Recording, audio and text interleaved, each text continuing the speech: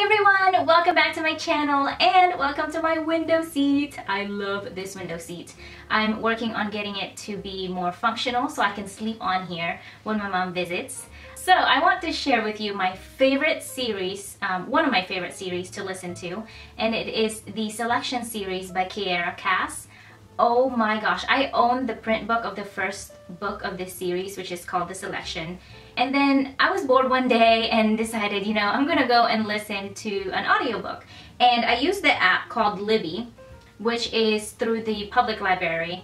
And I was like, you know, hey, The Selection is on here. Let me just go ahead and listen to it. And also because it is narrated by Amy Rubinate, which happens to be one of my favorite voiceover actors nowadays. I listened to another series that she narrated and I fell in love with it, but I'll talk about that in a different video. But today, I really want to talk about the Selection series, and I've got my phone here for notes.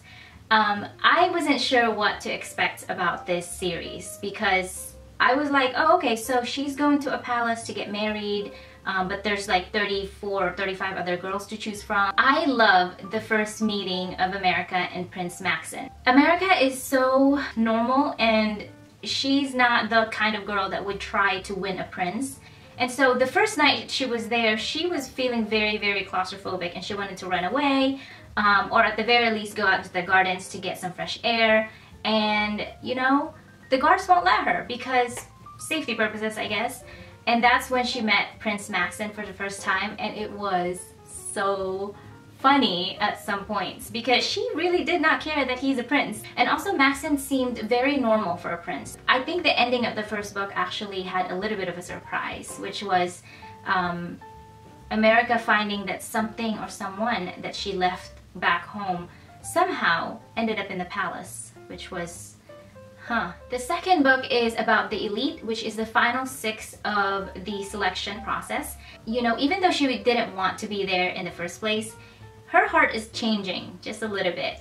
She's kind of growing to like Maxen a little bit more, and she's finding that, you know, he does have redeeming qualities about him.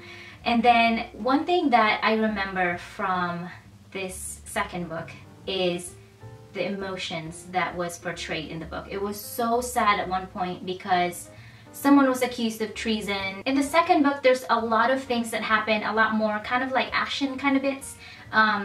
And one of the things that I really liked was the part where they had to be tested. They had to judge criminals and they had to give their punishment as if they were actually queen. And America really had a tough time with it because she didn't believe that whatever crime that person was accused of was deserving of the punishment, which was life in prison.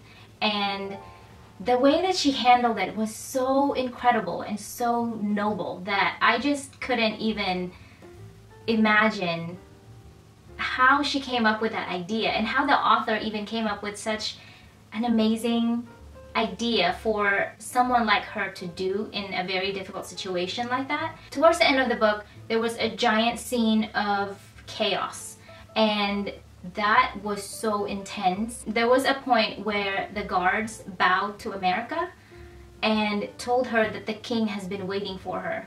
And there was something about that respect for her that really touched me because she's still part of the selection. She wasn't chosen yet to be queen, but the fact that they bowed to her as if she was, it was really, really cool. I just kind of got sucked into this whole world of royalty and palace life and whatever else. But within those walls were real problems that the general masses might not even consider are actually happening.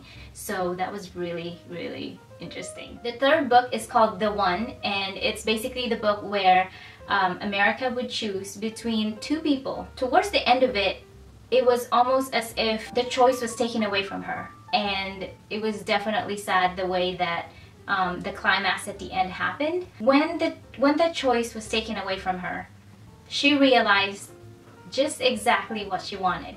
And there was one specific death that I was not expecting. This character was not liked at all. Like, I really wanted this character gone, but for some reason the author kept this character in the books throughout the whole thing until the very end when this character was murdered. right in front of America's eyes. It was a powerful kind of turning point. And then once the chaos started, everything rolled into one giant snowball of events, and it was crazy. So that was the first 3 books of the series. The first 3 books was about America, and then there's actually 2 more books that the author wrote about America's daughter, which was so cool. It was narrated by Brittany Presley. Brittany Presley's voice was so incredible that she was able to portray such a powerful princess voice, and she really did a great job portraying Edelen, which is America's daughter. It was so amazing listening to it. And also, I'm the kind of reader or listener that tries to figure out what's gonna happen in the story. Who is she gonna choose? Basically, Edelen is the first heir to the throne, who is, first of all, a princess. That's never happened before. And second of all, she's the first princess to ever have a selection. And so I was curious, okay, who is she gonna pick? Is she gonna pick the one that didn't want to be there, just like America didn't want to be in the selection? And I thought for the longest time that maybe she might. And then the more I listened to the story and the more it progressed, I started seeing little bits of clues as to who she really was going to pick. And it was really awesome when it finally happened. I don't have specific notes of what happened in the Edelen books, but it was so nice. There was this character named Henry, and he was so bad in English, and the narrator was so good at portraying that, but also at the same time making him so endearing and just amazing to Edelen.